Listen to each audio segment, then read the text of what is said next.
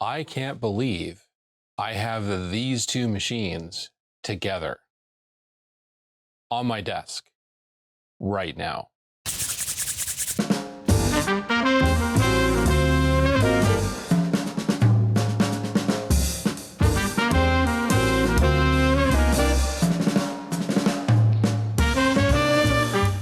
Okay, Tech Time Traveler here, and holy cow, I can't believe that I've pulled this off. I've gotten one of my long-standing grails, and then I got a bonus grail, which I wasn't really ever expecting to get my hands on, like, ever. But here they are. This is a vintage TV typewriter designed by Don Lancaster, and this is a vintage Mark 8 Minicomputer designed by John Titus. These two machines are actually sister projects from Radio Electronics magazine. Kind of sister, maybe more like cousins. One was actually designed to utilize the other one. This is real history here, folks. Like, these machines do not come up for sale very often at all, and when they do, it's usually incredibly hard or incredibly expensive to get your hands on them. So I'm just like, I just can't believe this. I mean, to win either of them would have been a huge coup, but to win them together is incredible.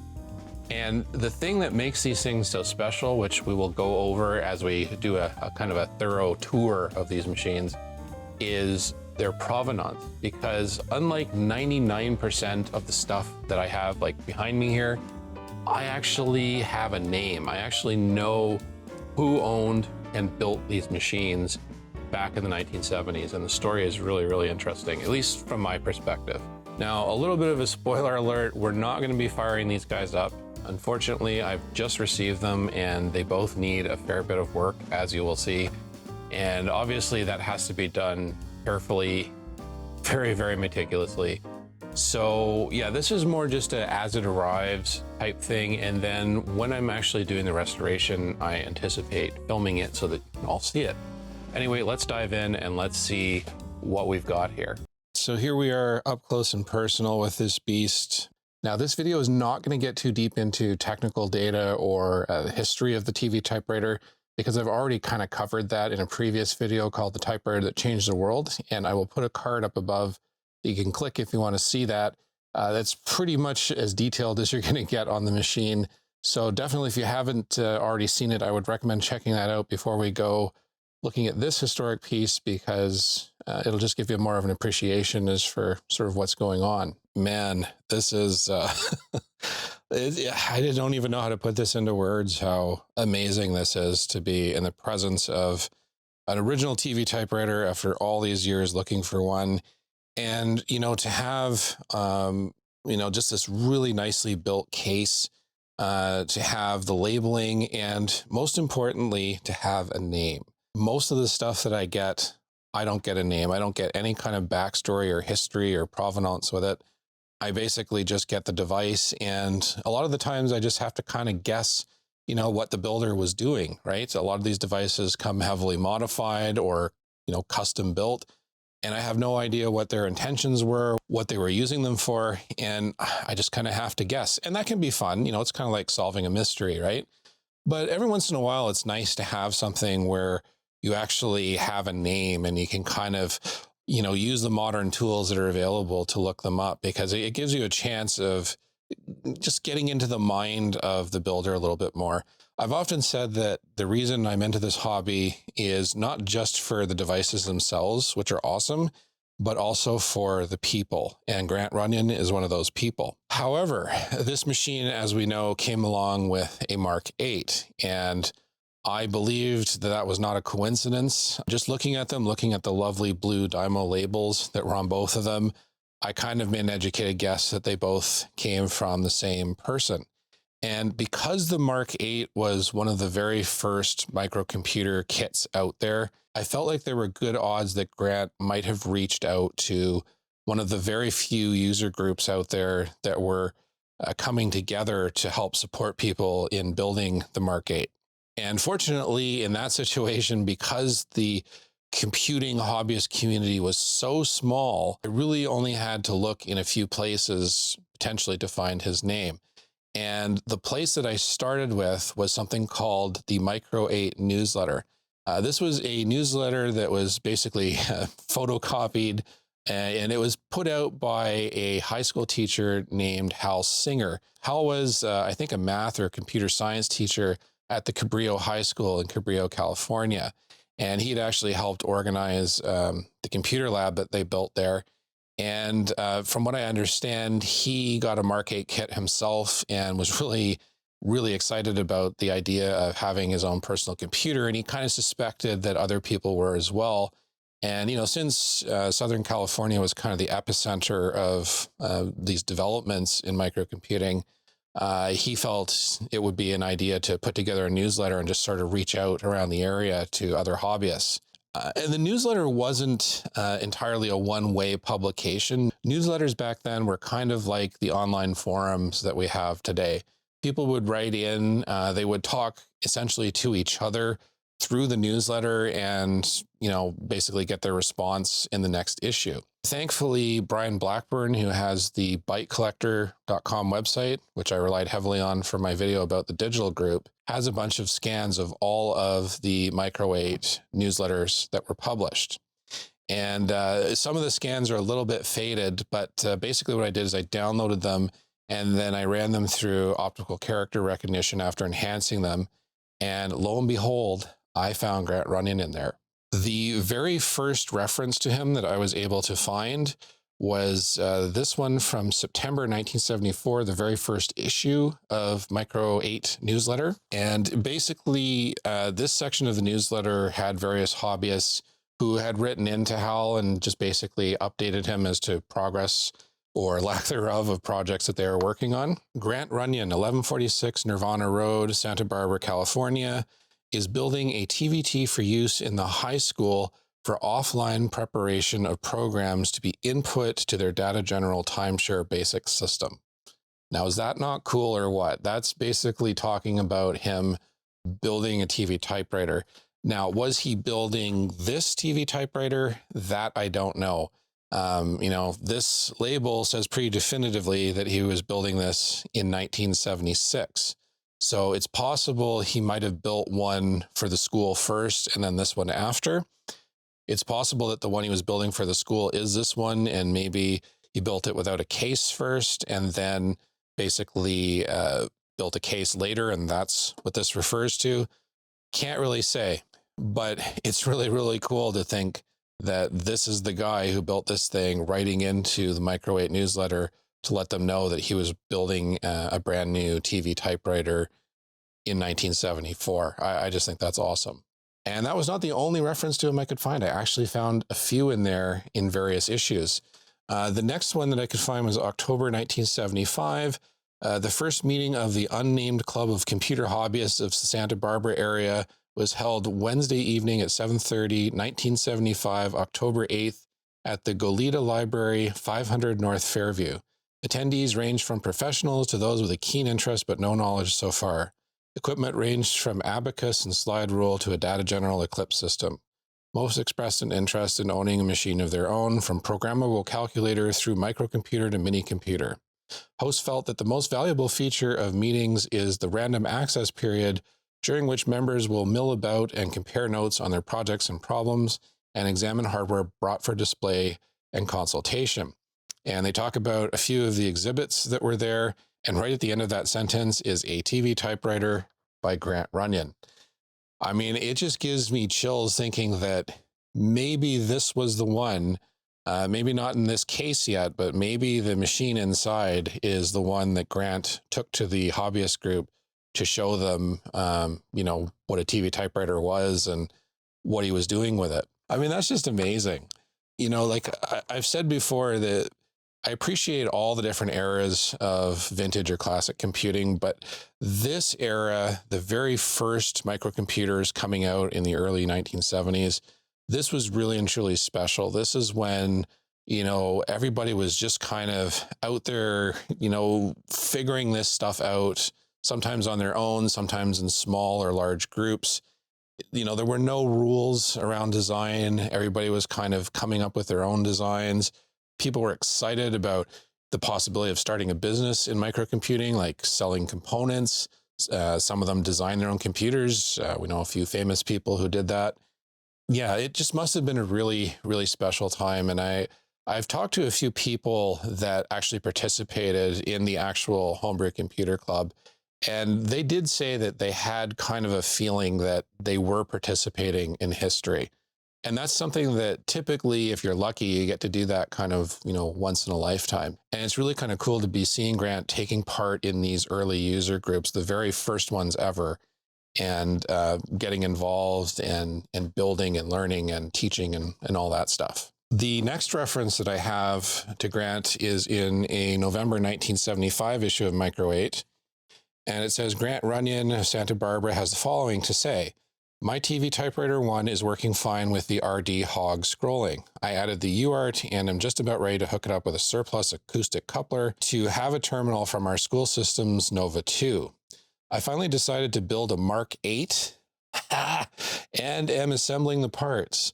I ordered the circuit boards from Techniques Inc. on June 15th and received word on July 16th that they were out of stock and could not be delivered until the middle of September. That will give me time to work out an interface with the Flexowriter, which I bought. If anyone else is trying to interface a Flexowriter, drop me a line and let's compare notes. I mean, that is so crazy. So I'm guessing he wrote that in September and it was only published in November, a couple months later. But anyway, the thing that's really, really cool to me about this is we have Grant Runyan's actual words. This is him speaking. This is not a third-party report on what he's doing. And I just think that's amazing. And of course, we're getting our first mention of him building the Mark 8, the very Mark 8 that I now have in my collection. Is that not, it's just such an eerie kind of feeling in a good way, just here's this thing that's on my desk 40-something years later, and I found an actual, almost like a journal entry of him starting the build process. It's just filling in this backstory that on any other device in my collection would have been completely unknown. It's just awesome. He further talked about finding a power supply for the Mark 8. And, he looked at a couple sources in Popular Electronics booklet, and those guys are out of business. I was able to find an excellent power supply taken from a keyboard terminal. Not sure what he was referring to there, but apparently he liked it so much that he actually grabbed a bunch of them and sold a few of those off to other hobbyists. Like, that's kind of cool. I wish I knew which keyboard terminal it was from, because then I could potentially see if I could find that power supply, because the Mark 8 didn't come with a power supply.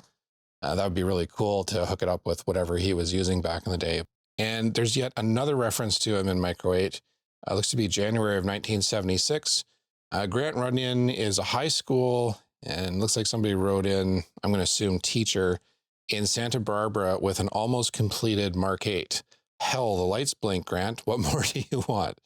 He's building a home terminal to interface with the school's Nova also. So yeah, it gets a little bit confusing on the timeline with the TV typewriter, because I don't know, if he's referring to the same unit here or if he built a second one. I feel like it probably was this unit. They keep mentioning this data general system. I'm assuming the school only had one. I'm assuming they only had need for one TV typewriter. I'm thinking he built this thing without the case. He used it for a while like that, and then he decided to build it into a nice case for his own personal use. That's my personal take on that, but you be the judge. You let me know in the comments what you think. So that's all I was able to find in Micro 8. Is that not awesome? I mean, that is really, really awesome. But it gets even better. I then started doing a search outside Micro 8. Now that I had some more search terms to go with, like Grant Runyan, Santa Barbara, California, TV typewriter, Mark 8, and I found him. And where did I find him? In Kilopod magazine. This is the magazine that was founded, I think, by Wayne Green. He was the editor of Byte magazine and also the founder of that one, but he got kicked out by his future ex-wife and employees.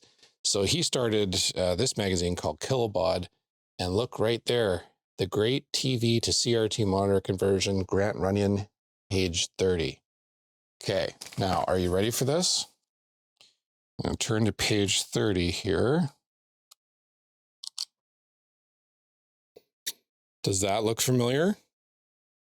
Can you believe this? That's this machine right there.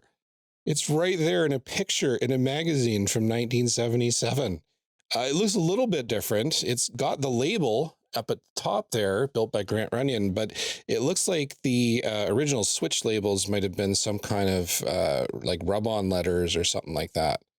But I mean, it's unmistakable. This is definitely the same machine. And it looks like he was doing some kind of conversion on the television set in order to put out direct video or composite signal to the television rather than going through the RF modulator on the TV typewriter. I mean, that is just bonkers. Like you just don't get something like that with this kind of thing. You know what I'm saying? Like you really and truly do not get to find your device, your actual thing that you collected in a magazine like that. That's just mind-blowing. And it doesn't end there. I actually kept searching and I found him in another magazine called 73 Magazine. 73 Magazine was more geared at like ham radio type stuff, I think. And for some reason, there was a lot of crossover between amateur or ham radio. A lot of people wanted to use terminals or computers in conjunction with ham radios. So the editor of 73 Magazine actually asked a bunch of readers to write in about their projects. And Grant wrote in about his Mark 8. And check this out. We have a photo of the Mark 8 way back in the 70s. And you can see in the very back corner on the left-hand side there, there's a TV typewriter, not in a case, not like this, but back in the corner being interfaced with the Mark 8. I would bet you dollars to donuts that that is the set of boards that is in this case. Now, in that 73 Magazine article, you'll notice it mentions that Grant Runyan was a high school teacher, which is what I sort of surmised from that scribble on the Mark 8 newsletter. But it also mentioned that he retired in 1976. So that kind of gives us an idea as to his age. If we assume he was retiring somewhere in his early 60s, which would have been typical, then we can assume that he was probably born somewhere in the 1910s. I mean, there's not very many people still alive from the 1910s. They're getting kind of scarce. We're in the 2020s right now. I did one of those people searches and it came up with a Grant Runyan who lived in Santa Barbara and was born in 1914 and died in 1984. So yeah, he would have been about 70 years of age. And if we assume he was born in 1914, he would have been about 62 when he retired. You know, that all kind of jives. So kind of a bittersweet thing to find out, that he didn't live into very old age and definitely still isn't with us. But at least we might know sort of when he lived and where he was in his life when he was working with this stuff. Anyway, taking that information one last step further, I basically started searching through available public yearbooks. I reasoned that just based on the way they were referring to the Santa Barbara High School, that they meant literally it was Santa Barbara High School. There is a high school in Santa Barbara called Santa Barbara High School. So I started looking through their yearbooks around 1975, 1976 when he retired, and I found this picture. And that, ladies and gentlemen, is Grant Runyan. Isn't that cool? So yeah, he was a math teacher for over 20 years there. And he retired in 1976. And, if the people search thing is to be believed, sadly, he died about 8 years later, which for that generation, really wasn't atypical. I also found another photo of him in another yearbook when he was much younger. So yeah, I really think that's awesome. In a very small way, it kind of brings him kind of back to life a little bit. And I think that's really important. I don't think that he would have labeled the machine this way if he didn't want to be acknowledged or remembered by posterity. Most of the equipment that I've got here, almost none of it has any kind of name attached to it at all. Nobody bothered to put their name on what they were building. They were just building it to use it, not to hold it up as an historical artifact. So Thanks to Grant doing that, we were able to find him. We were able to flesh out a little bit about his life. He's being known by people who are watching on this YouTube channel. So I think that's really cool. Okay, so here we are with what I'm going to start calling the Runyan TV typewriter. You know, just kind of the way museums do. I don't even know where to start, really.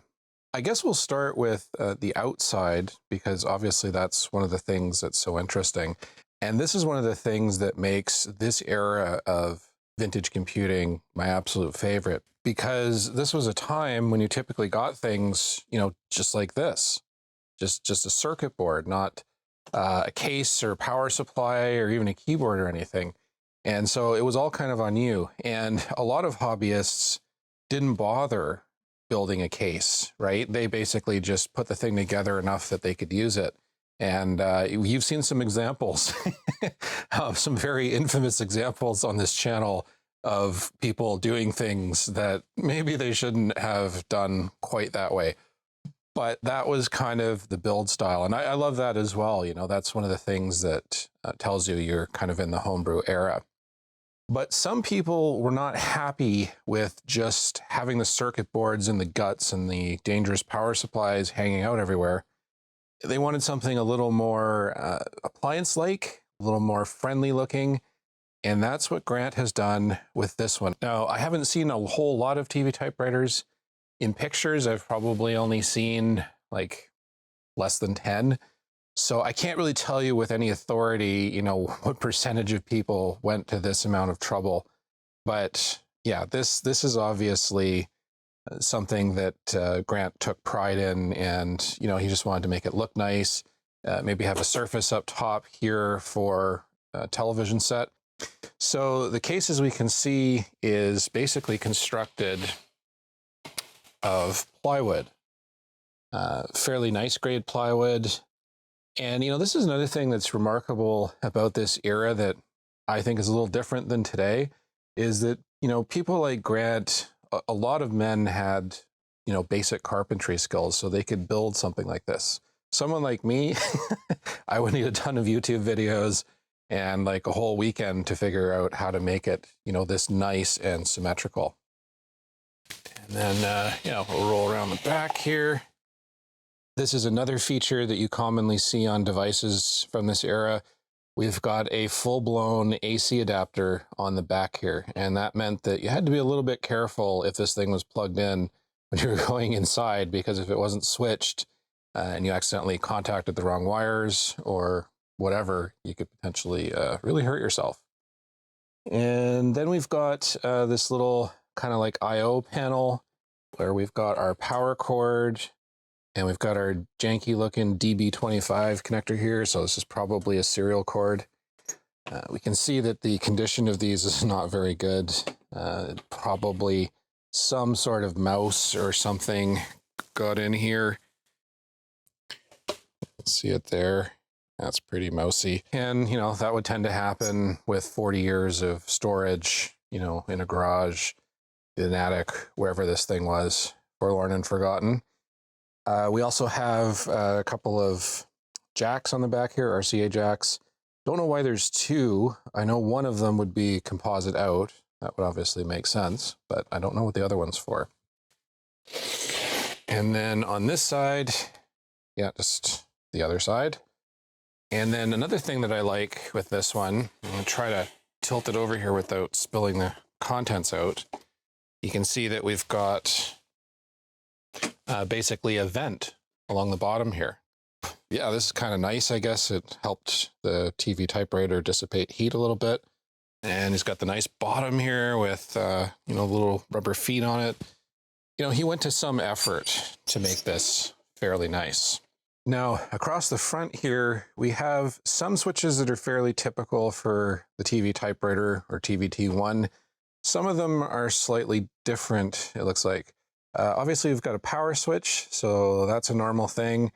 We've got the keep and protect switch. So this is what basically controls whether something can or cannot be removed from on screen. We have a repeat key, so you would just hold it down and then hold whatever key you wanted to repeat. Pretty basic. You also have a cursor on and off key, so that basically turns your cursor on and off. There are certain situations where you wouldn't want that. I wondered about that in my TV typewriter video, and someone suggested to me that it's probably for, if you were using it as a digital display for your store or something, you just didn't want the cursor blinking away there. This would be the directional control, forward and back. And then this button here would not be on the original TV typewriter. This is basically a switch that would have been added for terminal functionality. So basically this is local mode, and then this would be remote mode when you're connected to something. And yeah, looking at the case itself here, we've got these nice metal panels. They would have been painted gray just like this, but a lot of it unfortunately has worn off over the years. There's kind of some dents, probably things were stored on top of these. And the typical thing that happens when you put something away for storage in a garage, stuff ends up on top of it, beside it. And it looks like actually something kind of fell down here because there's kind of a dent right there where it separates away from this panel here. And yeah, everything is labeled currently with those good old Dymo labels, which I remember playing with as a kid. I think they're still out there, but I haven't used one in eons. Now, this keyboard in and of itself is kind of an historic piece. This keyboard is known as the Southwest Technical Products KBD-1. This was the very first keyboard that Southwest Technical Products produced. And at least by my figurings in research, this is pretty much the very first keyboard ever produced for the average Joe computer electronics hobbyist. It was actually designed by Don Lancaster himself, and some of the later TVT builders like Grant obviously used it. It first appeared in Popular Electronics, April 1974 edition, and the article is, there it is there. And, it's pretty much your standard electronics sort of article. You got your schematics and everything, and you got a parts list. And they offered the complete kit, I think, for about $44. And that was pretty decent by comparison to, if you went and bought a brand new keyboard, if you could even find a company that would sell one to you, you're talking hundreds of dollars, which would be thousands of dollars in today's money. So definitely this keyboard was sort of, I don't know if it was a revelation, but it definitely gave some hobbyists some hope of having something that resembled a proper professional keyboard that wasn't scavenged from something else, and was designed from the start to be used with all these various computer projects that were coming along. I actually have a complete set here. This is the box for it. You can see it says KBD-1, Southwest Technical Products. And this is the keyboard loose by itself. And you can see it's pretty basic. It's not a lot of keys, and it's missing some keys that we would kind of take for granted today, like cursor keys, a delete key. There's no delete key anywhere on this thing. It doesn't use an ASCII encoder chip or anything like that. It was basically done as sort of a miniaturized version of Don Lancaster's original ASCII encoder, just using some hex inverters and transistors and just a bunch of stuff to set up some logic gates. So yeah, very, very, very basic keyboard. And yeah, you could totally etch your own PCB for this. And then Don recommended, the company was called Mechanical Enterprises, and they made the key switches under here and the key tops as well. You can see definitely this keyboard has yellowed a fair bit. And the reason I'm sure it's yellowed and not just a different color is because if we take off one of the keys here, you can kind of see on the bottom there how it's still the original gray, and just on the top is basically, where it was exposed to UV light. And that gray pretty much matches what it originally was on these ones. And yeah, these keyboards are unicorns, to put it mildly. They don't come up very often, and they're a real bear to fix because you can't get these replacement key switches. These were kind of a unique, El Cheapo thing that was just put out there for a short time to fill a need. A lot of hobbyists complained about this keyboard. Didn't have the best feedback, and it was known to bounce a lot. But again, 44 bucks, right? Versus hundreds. Like, what are you gonna do? Now, because it didn't have a delete key, if you wanted to clear, you basically had to program one of these two special keys potentially to help you out. And you'll see here on the label, it says special question for rub out. So in other words, if you want to rub out or delete something, rub out was the term for delete, you hold this down and you just do that. And that would be how you deleted stuff. And then if you needed escape, obviously we don't have an escape key. So you would do control and semicolon. Another complaint that people had was, for some bizarre reason, the greater and less than symbols were the default character, the lower shifted character when you typed, which was totally not the way it was on other keyboards. Usually the period and the comma were the unshifted, and then the symbols there were shifted. I don't know why it was done that way. It was something to do with, I think, the encoder. You can see on this one here, somebody flipped them upside down because they couldn't stand having it that way. So a lot of hobbyists had to kind of rewire the encoder a little bit to get away from that. It was kind of an annoyance to have to hit shift to get a period, but you know, there's always some compromises that have to be made, you know, when you're trying to keep things super cheap. So this button obviously was configured as a clear button. So this is probably a replacement for the clear switch, which is on the original TV typewriter. I'm trying to think of what else we don't have here. We don't have the page memory select. There's no A and B. And as we'll see, this machine only has a page A board anyway, so I guess he just didn't bother connecting that. There's also no full or line switch, and I apologize, I completely don't understand precisely the function of that. I just knew I always had to run mine, I think, in line mode. Other than that, yeah, it's otherwise the same as the prototype and the standard TVT design. All right, so now we get to the good stuff. I'm gonna open this up. Now, as you saw in the auction photos, yeah, basically everything was just tossed in there. So definitely at some point between when I got it and when Grant last had it, it was taken apart. I don't know what the reasoning was.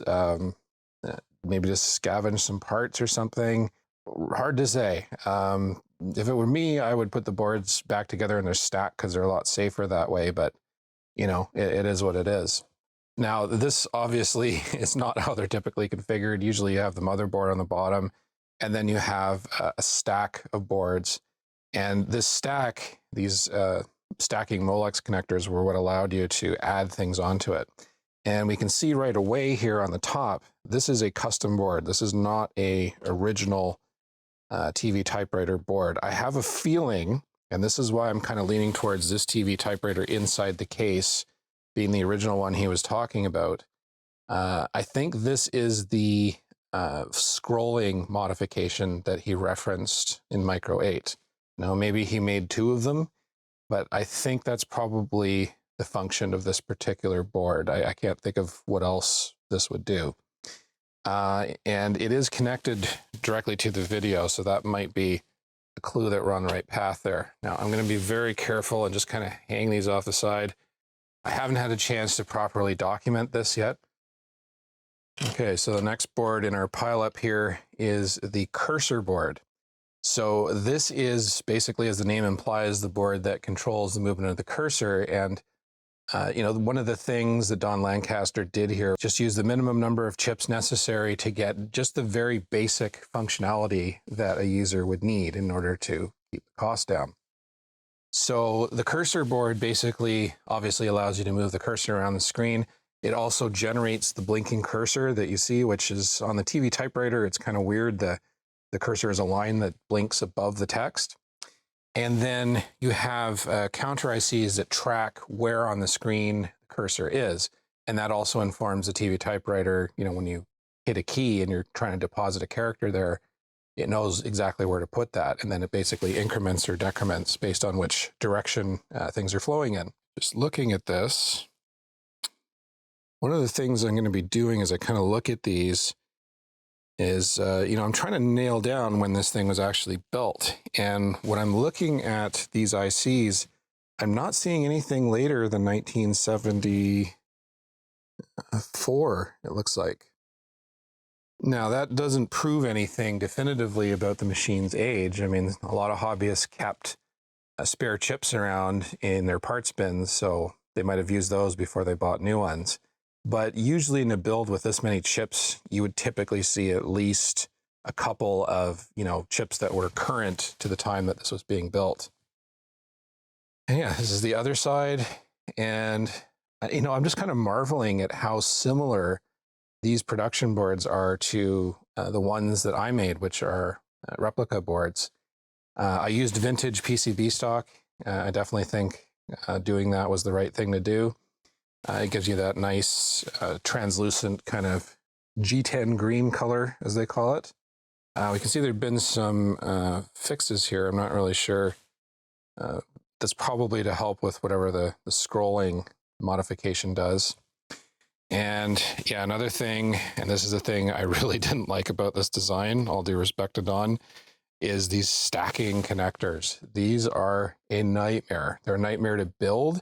They're a nightmare to align correctly because the plans, at least the ones that I had in the construction guide, don't align perfectly. So you end up with this situation where, in my case, I had to stack the boards a particular way, otherwise they wouldn't fit. So you have to literally put them in the order that I've installed them or they won't go together. And the way that I mitigated the issue of the alignment was to actually bend some of the pins in or out depending on what I needed to make contact down below. The one difference with Grant's construction, on mine, I removed these plastic guards or separators. He didn't on this one. So I guess that gives it a little bit more rigidity or strength. I probably should have done it that way, but I've never been skilled enough with a soldering iron to be able to solder in between like that. Anyway, that's the cursor board. And yeah, nothing 1975 or earlier there. It's also got this kind of funky capacitor down here with these little colored dots. Interesting. All right, our next board is the timing board. So this is the beating heart of the machine. We've got a crystal oscillator here, which was, I used to know this by heart, 4560.920 kilohertz. So, roughly 4.56 megahertz. That crystal is the thing that nearly sunk the whole project. Because of my insistence on it being authentic, I wanted a crystal that was exactly this size, exactly this form factor, and I just couldn't find it. And in the end, my prototype machine, which is just over here, I had to build it with 4320 kilohertz crystal. And luckily for me, the difference wasn't enough. So it worked, and maybe that's one of the reasons it actually does work. And we basically just got a bunch of chips here that divide the clock signal down to the various frequencies that are needed for different functions on the TV typewriter, along with some configuration jumpers. And these little guys here are what are called test points, I think. So, Don designed this so that if you didn't have a oscilloscope, you could actually kind of test the thing using its own self-test mechanisms and kind of diagnose where the problem was. One thing about building a TV typewriter, in case you're actually inclined to try it, make sure you follow the directions in the guide and build things exactly in the order that he told you. Because again, he was trying to save people from needing all kinds of specialized equipment. And the order of construction is very, very important because you basically don't proceed until you have everything fully debugged on each board. And it just makes life a whole lot easier. I was a little bit impatient with my prototype, and I initially built the thing on some new PCB stock and, was just doing it as parts came in. And of course, that would have been an absolute disaster because I hadn't troubleshooted anything and proved it out first. I'm just looking at the chips here. 1970, 74, 74, 73, 74. Yeah, I'm not seeing anything from 1975 or later. So, I don't know. This is kind of looking like it must have been built a little bit earlier than what the case label says, is my guess. Okay, so this is the page A memory board. And you could have two of these in the default design. Basically, you could build this one, which has your shift register memory, as well as your character generator, which was a Signetics 2513, and also another shift register and other support circuitry to help generate characters on screen. The page B board, basically you configured it with a jumper to say it was the page B board, and you just eliminated a bunch of this circuitry in here because you didn't need it to be producing characters. It was just there for extra memory. And yeah, the character generator, you know, this would be the kind of thing typically you wouldn't think somebody would keep a stock of, and that is dated to late 1974. So, yeah, 72, there's the shift registers. These are the other little buggers that nearly derailed me. I was basically totally unfamiliar with, you know, ordering electronics parts. And I looked up Signetics 2524 and I found them quite readily and I bought them, but they were 14-pin chips, which were not shift registers. They were something else. They were 2524Gs. These are 2524V. They're quite diminutive in size and they are almost impossible to find. I only found one supplier that had a significant inventory of them left. Nobody else had them. So that almost killed the project entirely. And yeah, see, we're here. The other bent like this. This is not an accident. This is on purpose, probably because you needed this angle to align with one of the other boards, would be my guess. But yeah, fairly neatly done work. I used capacitors, you know, like the little can type ones. They were red, I think they were Bakelite or something like that, because I was trying to ape the look of the prototype. And Don basically used, I think, all, I want to call them radial capacitors. I know one of them is where they have both the legs out the bottom and one is where one leg is on either side. I think these are called axial and the other one are called radial, I hope.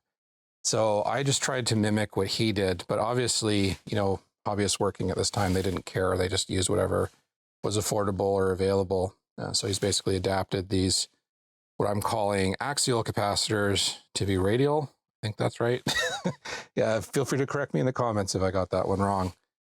But yeah, it's remarkably close to what I achieved with my boards. The only difference with my boards is obviously I don't have the silk screening. I deliberately chose to omit that because the original prototype, at least from the pictures I've been able to find, doesn't have silk screening on it because, you know, it was a prototype. Don didn't need guidance on where to put things. But on the production boards, they definitely have a whole bunch of silk screening to kind of tell you where parts should be placed and stuff. And yeah, that is the memory board, page A. Okay, so those are the three main boards. And then obviously this is, let's see if I can get a better shot of it here.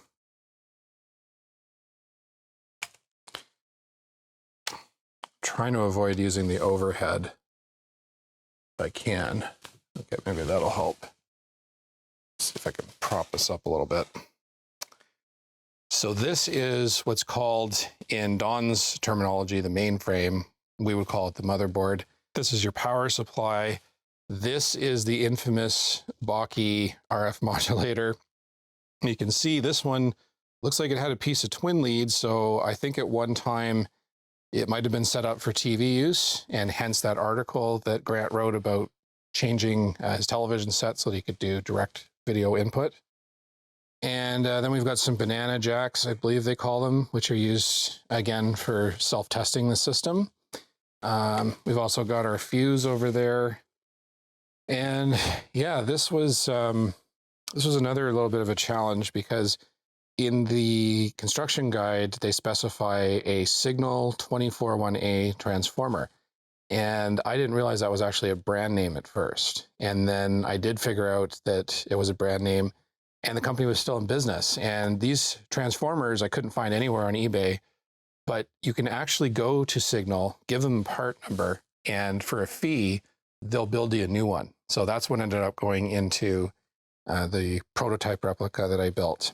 And that just worked for me as a novice because I knew how to wire this one up based on the instructions, which thankfully I had the corrections for because there were some mistakes in the power section that could have ended badly. Definitely, this section gave me a little bit of nervousness because, you know, it's live AC power. So if you accidentally make contact with anything in there while it's plugged in and juiced up, it's going to hurt. That's just basically how it is. And you can see he's got the AC running up in here back to this plug. So that's something I'm going to have to be very careful of when I'm monkeying around with this. And then another thing I note that he's changed compared to mine is the voltage regulator. It's in a different package than the one that I have. The one I use is just kind of the standard square package. I forget the correct part name for it off the top of my head, but it just stands up on its three legs directly over here somewhere, and there's a big heat sink. I guess he decided to kind of regulate it a little bit better by giving it this big heat sink to dissipate heat better. And then another thing I just saw here. Oh, look at this. It's a note. I've been getting notes on my computer equipment lately. Wow, this could be actually his handwriting. You know, back when people used to write in cursive regularly. Note, do not apply, I'm going to assume that word is power. You can see definitely a mouse has kind of chewed around the periphery here. Do not apply power without having boards in place. No load on negative voltages will blow the Zener diodes. So yeah, that's interesting. I did not do that when I was building my prototype. I just kind of fired up the main board without anything attached to it. And luckily for me, I guess things didn't blow. That's really cool. Like, we have an actual note in presumably the handwriting of Grant Runyan. And who knows how long ago he wrote that and who it's directed at. I'm assuming it's directed at himself, just to remember not to power the board up with nothing attached to it. So, you know, that's something that obviously I'm going to be a little bit careful with when I start digging into this and trying to see if I can get it up and going again. And there is one more board here. I believe this is Roger Smith's serial communications board. I can't really take it out because it's attached by so many frickin' wires. We can see there's a ribbon cable here that is going down to the keyboard down below. And it is missing its UART, so that's unfortunate, but that's easily replaceable. Yeah, I'm being real careful with this board because it's got so many wires attached to it, and some have broken off already. But yeah, I think this is the one by Roger Smith, so it will be well documented, so that hopefully should be fairly straightforward. Yeah, I guess Grant or somebody robbed the UART, and I think this is one of the amplifier chips or something that's been taken out. Let's see what the date is on those. 72, 74, 72, 74, 72. Yeah, I think Roger released this board.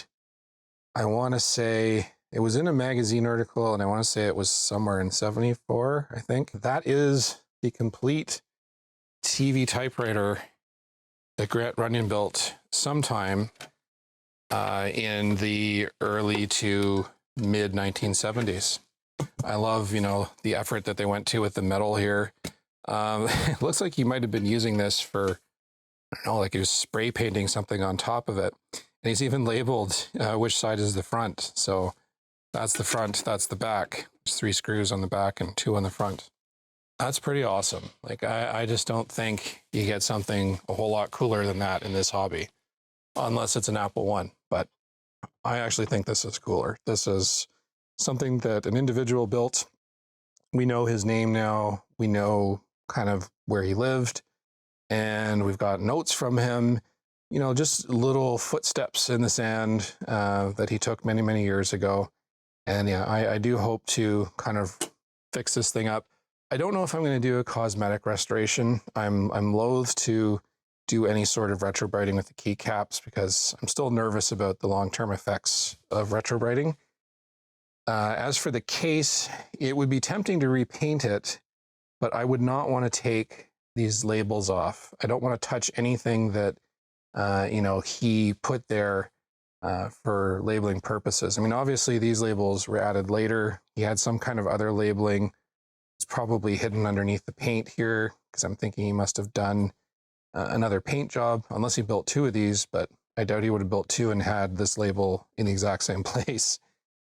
When I look at, damage like this, I sometimes think of, maybe this was where his hand rested when he was working on it, and the other hand would have been like over here, and that wore the paint off. So that's kind of like a fingerprint of his. Yeah, I don't know. You guys let me know in the comments what you think. This is the issue I'm going to be facing also with the Mark 8, which I'm going to show you next. Do I leave it as is, as an artifact, just for future people to look at as it came from its original owner?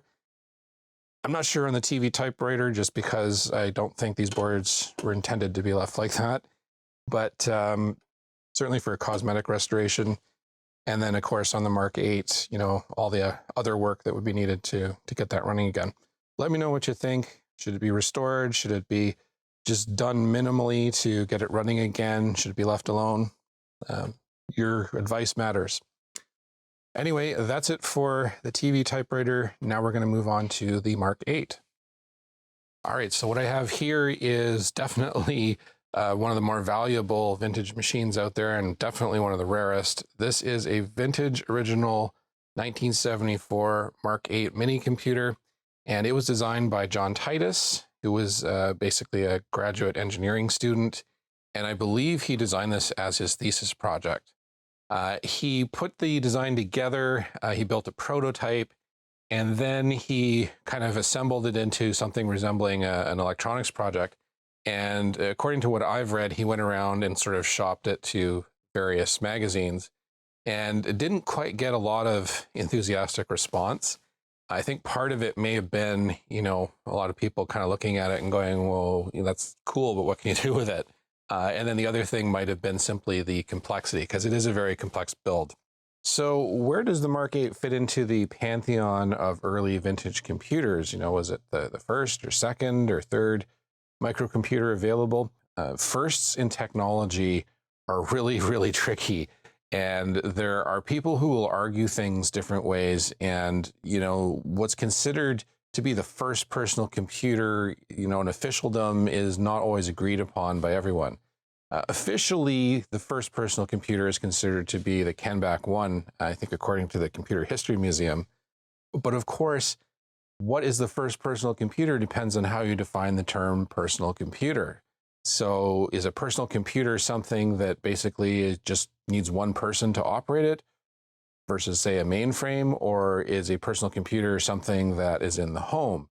I could probably make the case, stretching it just a little bit, that the LG P30 from the 1950s was a personal computer, because technically it only required one person to operate it. And I could even kind of stretch it and call it a home computer, sort of, because you could have theoretically had one in your home if you were rich. Yeah, there was no special requirements. But of course, I'm being facetious there. Obviously, the LG P30 was not intended for the home market. But it's those little distinctions and the semantics that kind of muddy the waters a little bit. The truth is, when it comes to first in technology, we really don't know who did what the very first time. If you were an Intel engineer with access to the MCS4 chipset when it first came out, you might have gone home and built yourself a little personal computer, maybe told your wife and your friends about it, and then that's it. Nothing more was said about it, and it didn't make it into the public consciousness, and that first is kind of lost forever to history. Official firsts belong to those who basically reach public recognition. And even that is kind of complicated, because sometimes you'll get people who kind of revise history. In my original TV typewriter video, you'll recall where Steve Wozniak, in his book I Was, it was a quote I used, when he powered up his Apple I for the first time in 1975, He makes the claim that that was the first time that anyone typed something on a computer keyboard and saw it show up on the screen in front of them. Obviously, that's not true. There were people before Steve Wozniak who were typing on a computer keyboard and having stuff show up on a screen in front of them well before 1975. So yeah, it's kind of a complicated business. And then, of course, there's distinctions between personal computers and microcomputers. You can have a microcomputer that is a personal computer, but also could be for commercial purposes. You could have a personal computer that isn't a microcomputer. In other words, a computer that was implemented in TTL. I'm sure there were some people that experimented with that in their garages or workshops way back in the early 70s. So yeah, the firsts are a really tricky business. It's basically kind of settled by sort of a group consensus among luminaries and officialdom.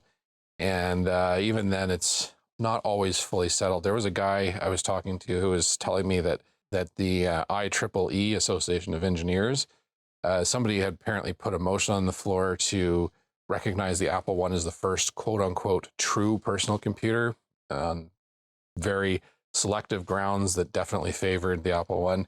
You know, it's kind of that kind of thing. Anyway, luckily, we don't have to worry about that with the Mark 8.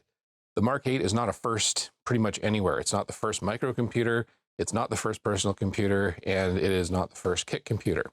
The first microcomputer officially, and I'm kind of putting air quotes here, is the Micral, which was made in France. It was a primarily commercial computer. There is also one from Canada called the MCM70, and the timeline for the development and release of those two machines, I was trying to nail this down the other day, and I couldn't be 100% sure which one truly came first. The first kit computer would probably be the Selby 8H, because it was available as a manufactured machine, but it also was available as a kit. This might be the first one to only be offered as a kit. I don't know if that counts for anything. Now, the 8008 itself was not the first microprocessor. That could start a whole war onto itself, although generally the public considers the Intel 4004 to be the first microprocessor. The 8008 was the thing that got the ball rolling with microcomputers because it was the first 8-bit CPU, and it just opened the door to being able to do sort of general computing tasks. It was not a very powerful chip, and the fact that it only could address 16 kilobytes of memory was a real problem. Once you got into sort of advanced programming, it really limited what you could do. And consequently, the 8008 didn't see a lot of use in microcomputers and wasn't used for very long in microcomputers. It was pretty much eclipsed by the Intel 8080 within a couple of years. Like it was pretty fast. A lot of people that started building Mark 8s and other 8008 based machines never finished them and simply jumped over to the 8080 because it was just a much more practical CPU. It was twice as fast, and it could address up to 64 kilobytes of memory, which made it a heck of a lot more practical for the sorts of tasks that people can envision having for a personal computer. There's 6 boards in this thing that comprise the Mark 8, and as we'll see when we look at them, it's the way that you had to build it and put it together, it's a little bit on the messy side. So I think that kind of caused some issues for builders, and you know, that plus the 8008 becoming obsolete really fast didn't help it. Anyway, this is the magazine that it appeared in, Radio Electronics, July 1974. And it was made the cover project for that issue, which you kind of expect because it's kind of a big deal, you know, building a microcomputer, although they were using Minicomputer as the term of the time. And the project itself is pretty much like almost every other major radio electronics project. You basically, you know, you have your article, which explains, you know, what the project is, what its capabilities are, and you know, different things you could do with it. And then it gives you kind of a breakdown as to, you know, what parts you're going to need to purchase. But the actual details of building it are contained in a separate thing called a construction guide. And you had to write in for that, and you had to pay for it. and Radio Electronics made a few bucks selling those. And I actually have one of these right here.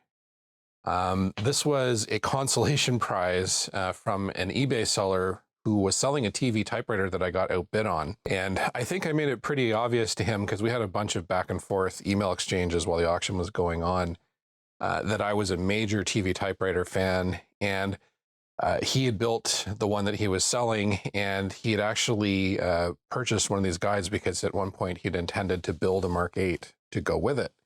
And apparently he never got to that, but he kept the construction guide in reasonably good condition. And he said, here, you can have this as a consolation prize. So he sent it to me. And I was overjoyed at that, because I was thinking about building a Mark 8 replica to go with my replica TV typewriter. And the challenge with that was the plans, which were scanned and up on the Bike Collector site, were not very good quality. And I knew from hard experience when I worked on my TV typewriter that you want the plans to be perfect, because if they're not, you're going to have nothing but problems. So having this book, apart from having a really cool historical item, meant that I also had the artwork for the boards. So I knew exactly what scale they were. Everything went together. All I had to do was, use my toner transfer method, and I could make some boards. And that's exactly what I did with these guys here. These are not original Mark 8 boards. These are boards that I made using the plans that were in the book.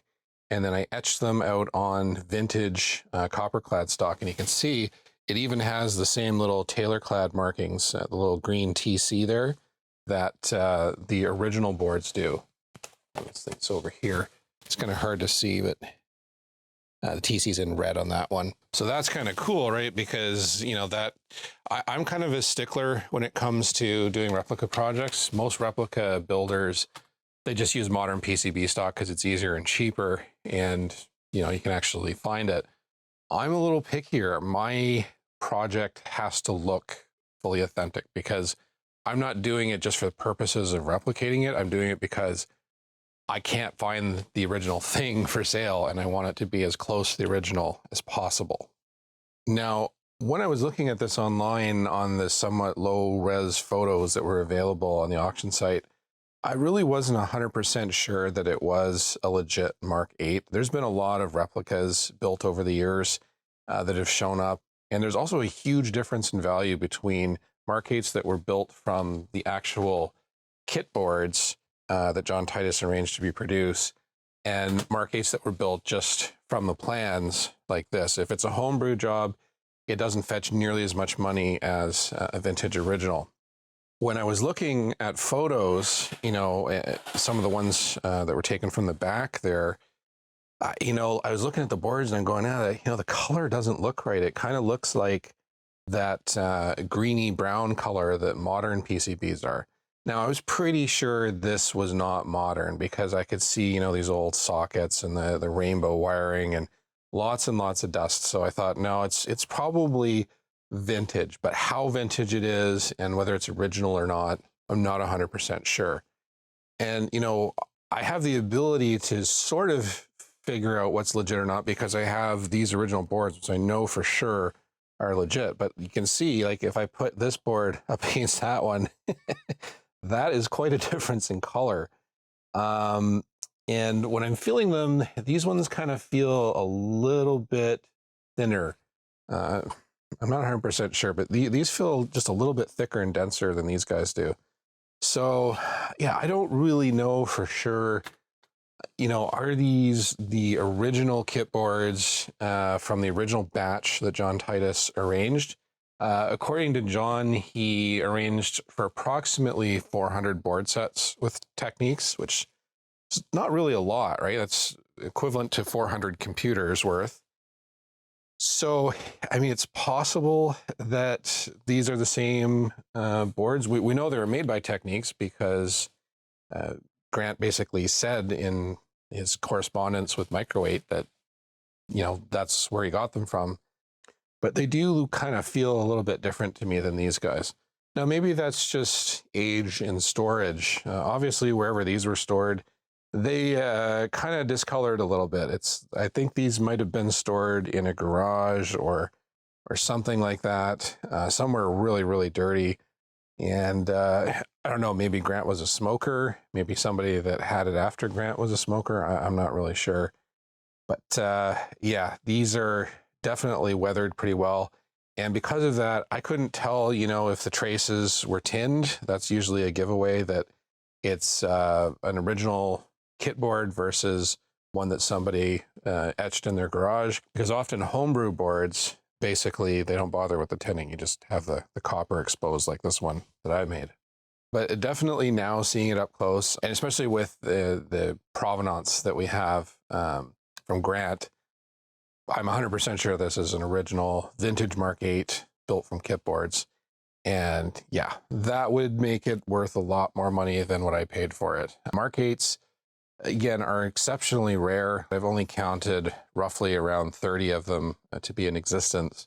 And, every one is unique and tells a different story. My bare boards didn't go for very much money. They went for about $1,500, but that was several years ago before things really started taking off. I've only ever seen really 2 Mark 8s show up on eBay in 15 years. And one of them was basically not really a computer at all. It was just my kit boards. And the other one had a whole bunch of other stuff with it, and it went for, I think it was around 12 grand. Definitely not $1 million, but not, $50 either. So looking at the quality of the build, we can see that Grant went to a little bit more trouble than the typical hobbyist did. Some of the photos of Mark 8s that I've seen, they don't have even a front panel like this with all the switches mounted or anything. The switches sometimes are just loose. The boards are just basically strung together with the bus wires and fanned out like an accordion, and that was it. They just basically slapped it together and tried to make it work as best they could. But Grant has given this one a nice front panel, and it's really great that we can see it back when it was relatively new in Photographity supplied to 73 magazine. And I guess he subsequently labeled some things to make it a little easier. We've got basically a few banks of switches. We've got like our run switch, stepping switch. I'm not sure what these two are. I think this is like loading a high byte, loading a low byte, or something like that. Deposit, obviously, that's pretty self-explanatory, and examine. And then these, I would presume, are the switches that you would set to choose what address you want to work at, as well as which bytes you want to deposit. The Mark 8 is programmed in octal rather than binary or hexadecimal. So, it's basically 3-digit codes for each opcode or whatever you're putting into memory. So we'll turn it around here. And this is another thing that some of the Mark 8 builders did. And it's another thing that Grant did to kind of help himself a little bit. Instead of just running wires between the cards and then being stuck with having to desolder a bunch of things or risk breaking the wires, moving the boards around when we need to service them, he actually used an 88-pin connector for each board, and he basically mounted it on wood here. And you can see underneath, just being real careful. Unfortunately, this piece on the back here, which is for the power connections, is loose, and it's kind of broken there, but that's be something I'll have to fix at some point. You can see underneath here how he's got the wiring between the pins on the bus, and some of them have gotten tangled because they're just exposed. So if somebody just shoved this thing on top of something, then yeah, that would bend those up pretty nicely. But yeah, Grant definitely put a little bit more effort into building this thing. And unfortunately, the back here is broken off. It looks like it actually had been repaired before at one point, because I can see evidence of glue there. So somebody basically just kind of stuck this. I think this originally went like that. I don't want to tweak it too hard because I need to keep track of where the wires are.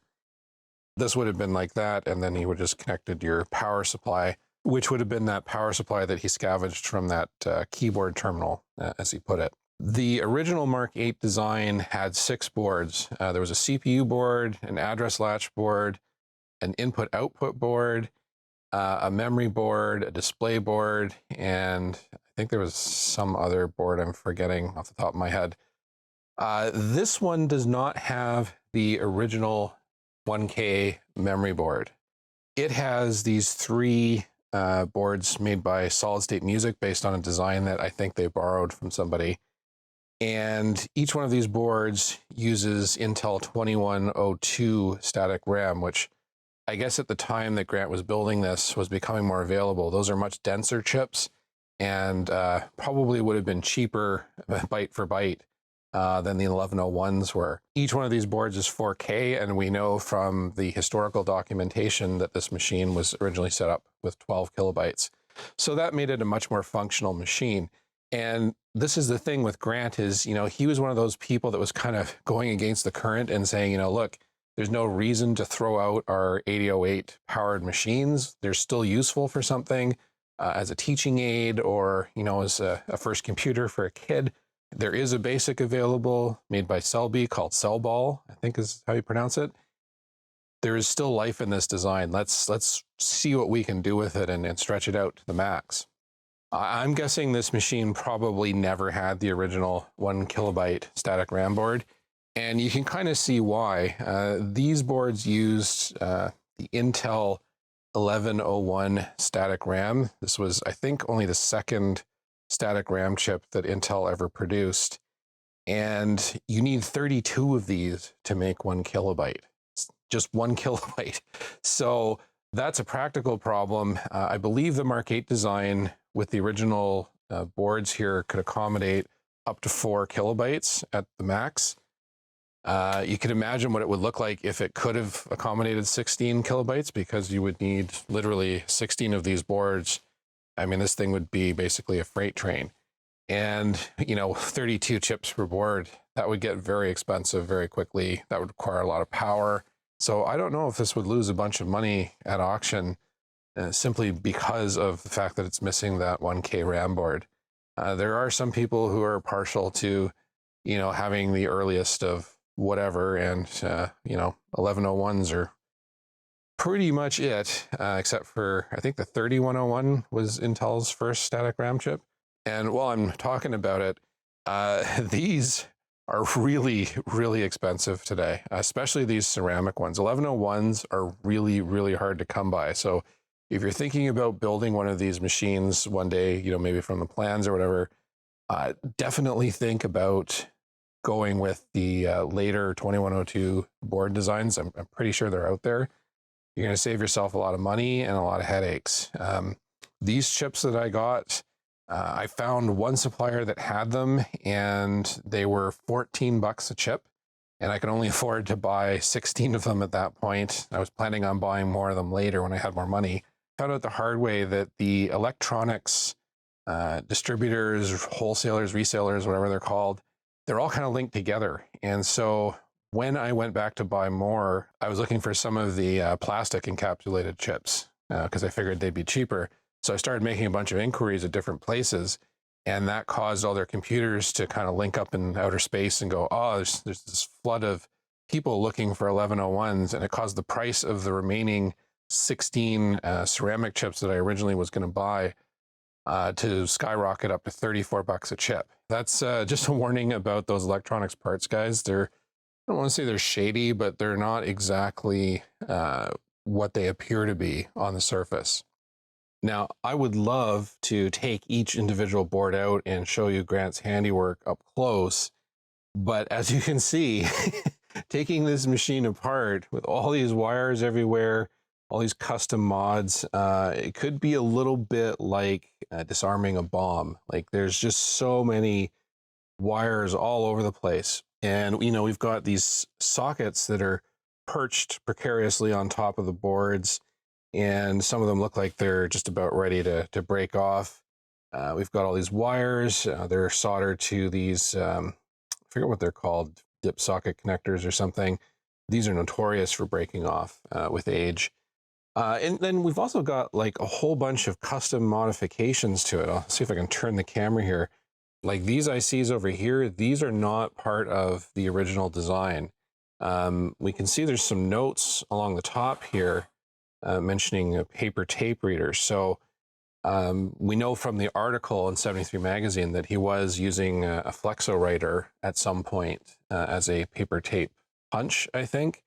And then he actually had assembled a reader along with a friend. I think they built a couple of them and then made the plans available somewhere. This was definitely being used as an actual computer and not just, you know, kind of a trainer or something like that. Consequently, you know, if you're taking a historian's perspective on this, you kind of don't want to just start ripping things apart. What you want to do is properly document the whole thing. Take pictures of literally everything as it came to you, because that's the only hope and prayer I have of potentially making it work.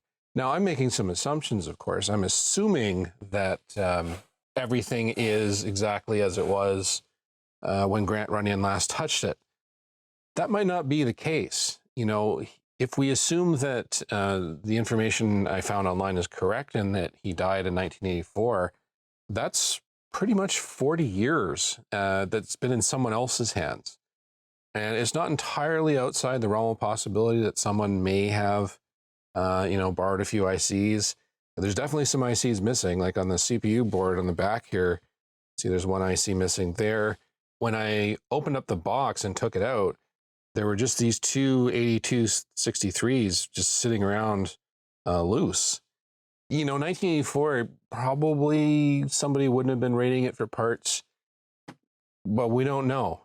You know, it looks to me, just from the general condition of the thing, that this probably was just sitting in a garage, a storage area, an attic, and just kind of passed along until at some point either one of his heirs decided to just drop it off at Goodwill, or, you know, sometimes what happens is people pass away and as part of the estate sale, things end up going to Goodwill. Yeah, it's just generally been kind of banged around. So I think a responsible effort to restore it to operational condition is necessarily going to involve a whole lot of very careful documentation. And I think from my part, just trying to do the absolute minimum necessary in the way of disturbing the machine to get it somewhat functional again. You know, I would settle for, you know, it just does whatever basic tasks it could do. I don't really need it to handle a paper tape reader anymore. I have no way of knowing who's handled this thing since Grant handled it, but just judging by the amount of dust and how relatively undisturbed some of the main components are, I'm thinking probably it's literally been like this since the last time whatever he was doing, rate it for parts or use it or whatever it was. The boards that I can show you somewhat here, we've got obviously the LED board. I don't know whose LEDs these are. John recommended a couple of Monsanto models of LEDs, and I think one of them was MV1 or something like that, or MV50, and the other one I think was MV5052.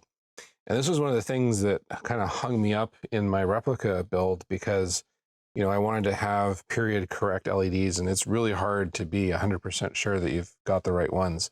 I've seen a few MV50s show up. They're the ones that have the it's kind of like a metal, almost gold colored cylinder around them, and basically just the top part illuminates.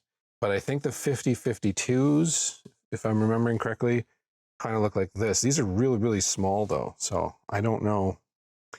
Yeah, I don't know. Definitely they are vintage, but being that this was built in 75, he might have used something that was produced later. And then up here, we've got obviously the RAM boards. You can see they're made by Solid State Music. If you are into S100 gear, then you're probably familiar with that name. This might well have been one of the first products that they ever made. I don't know exactly when they went into business, but making Mark 8 stuff would be pretty close to the beginning of everything. I don't think this is their design though. This 4K 2102 RAM board I've seen in various iterations, some with branding, some without. So I think Solid State Music basically just jumped on the bandwagon here and produced these. And this here is the address latch board, and it looks to be pretty complete from what I can see. Not really modified substantially, at least from what I can make out here. And then the next board, looking for the name, that's the output ports board. This one has been modified a little bit. Big board, not a lot of chips on it though. Okay, and then this guy here is the input multiplexer, I think. Multiplexer ports, and we can see we've got banks of empty sockets there.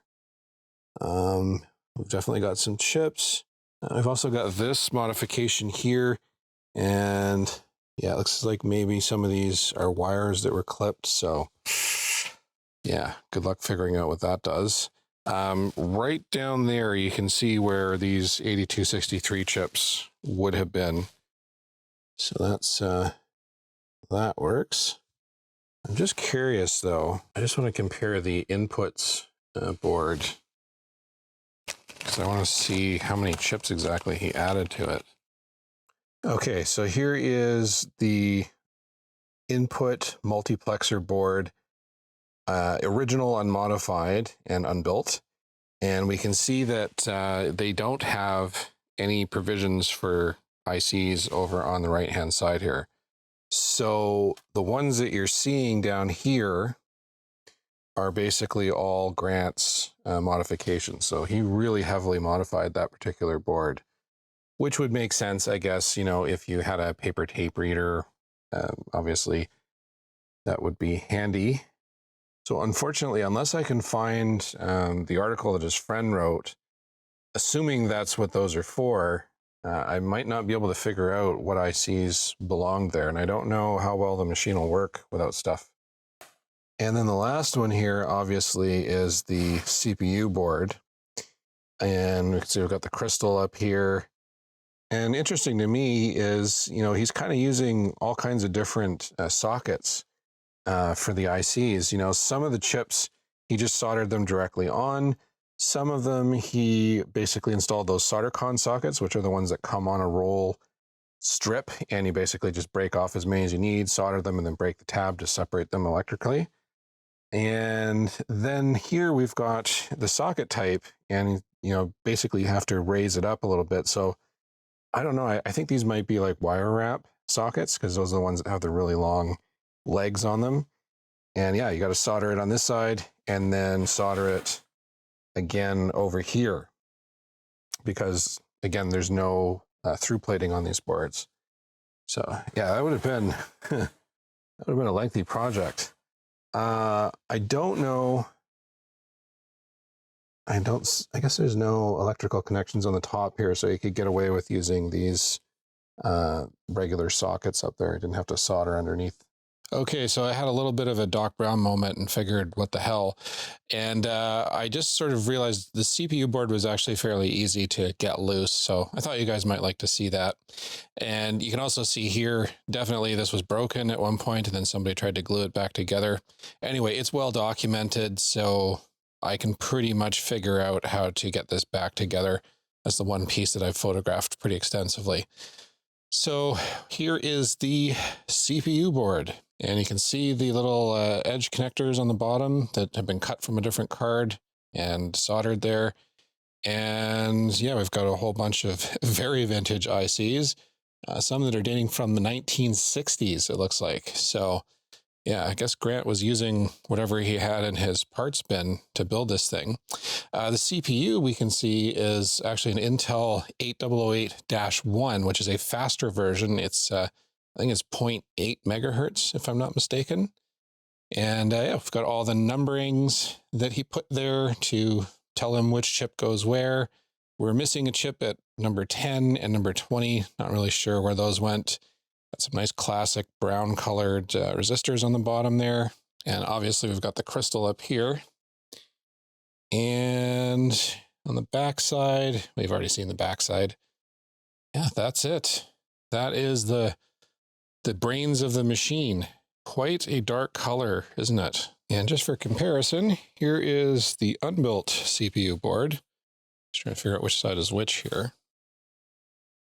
So, yeah, quite a bit of tarnish and decay going on here.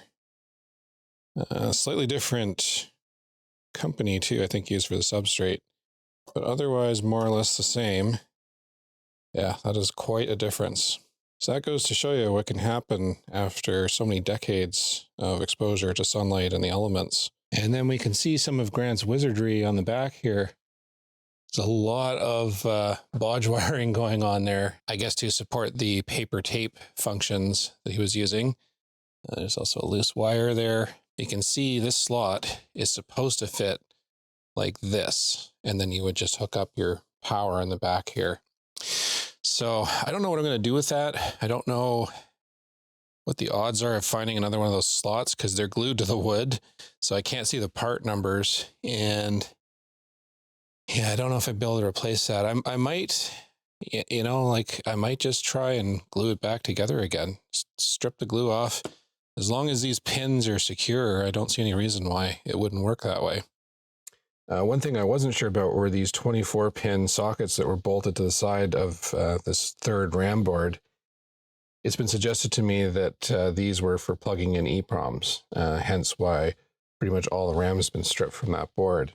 Yeah, that would make, obviously, the operation of this thing a lot more convenient because entering stuff on the front panel here, yeah, I mean, these switches are kind of sticky now, but I don't think they were likely much better back in their time, and it would have been really laborious to enter in a program of any significant length, especially if it was, you know, 5 or 10 kilobytes.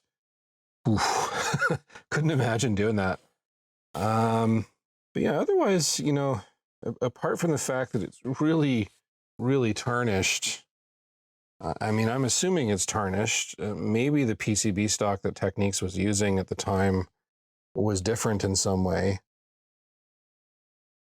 It otherwise seems to be in fairly decent shape.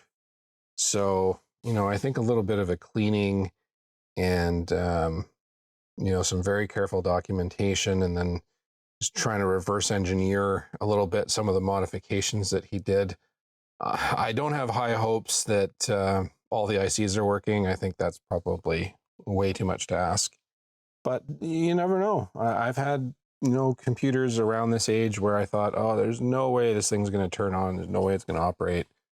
And I turn it on and it works perfectly the first time, and I'm almost disappointed because I always look forward to the ones that need a little bit of detective work to figure out. One other kind of funny thing that sort of confirms for me that these two machines, the Mark 8 and the TV Typewriter, came from the same owner is when you look at the back of the metal, you notice it's got this kind of, I don't know if it was like spray painted or something, but it's got these squares on it. This is the underside of the lid from the TV Typewriter, remember? And it's got those same squares. I don't know what was going on there. I think he must have been using these for painting something and then basically reuse them as covers. But yeah, that for me makes a pretty darn strong case. If there was ever any doubt that these two machines definitely belong to the same owner. So really, that's kind of all I can show you on this one. You know, I would love to get it operational again. You know, a lot's going to depend, obviously, on time. And then, you know, I have to kind of do an assessment in terms of what has to be done to actually get this thing to somewhat function. And if that involves substantially undoing Grant's work, I might be a little bit reluctant to do that. I might just have to live with it as a static display, which is still pretty darn cool in its own right. But, you know, if with minimal messing around, I can get the thing back to some state of functionality, then, you know, definitely I'll go for it because, you know, computers are meant to do something. And, you know, it'd be really neat to have it working again after, you know, God knows how many years this thing's been basically neglected and unused. and you know, bring it to life again for the first time since probably Grant had his hands on it back when I was a kid. Anyway, that's kind of it for this video. I just wanted to do a little kind of show and tell and let you guys see what I picked up here. You know, this is a kind of a little bright spot in an otherwise not very great year, with my dad being sick and then passing away just recently. So, you know, this is something that hopefully will keep my mind a little bit distracted. I can kind of dive into these things and see if I can get them working. Definitely, I think I'm going to devote some time to restoring the TV typewriter. You know, the thing is in pieces, so it's not like I really would feel bad about taking it apart further and getting things sorted out and hopefully operational. And of course, I have experience doing that with the prototype I built, so I'm feeling a little bit confident there. I really would like to see the serial board in action and try and use it as a terminal. Of course, in the meantime, if you're really itching to see how a TV typewriter works, I have a perfectly authentic replica that I featured in a video called The Typewriter That Changed the World. Definitely check that one out. Just be aware if there's kind of loud background music, you know, not novice errors. For the Mark 8, yeah, like I said, I'm going to really take some time to properly document it, take lots of pictures, label everything. And, you know, then I'm going to kind of figure out what's missing. Probably will fix the slot at the back there. And, you know, just see if I can assemble the minimum number of chips to make it work again. I've already assembled quite a few of them just from the replica project I was working on. And then, yeah, we'll kind of see where things go from there. Anyway, that's it for this video. Thank you so much.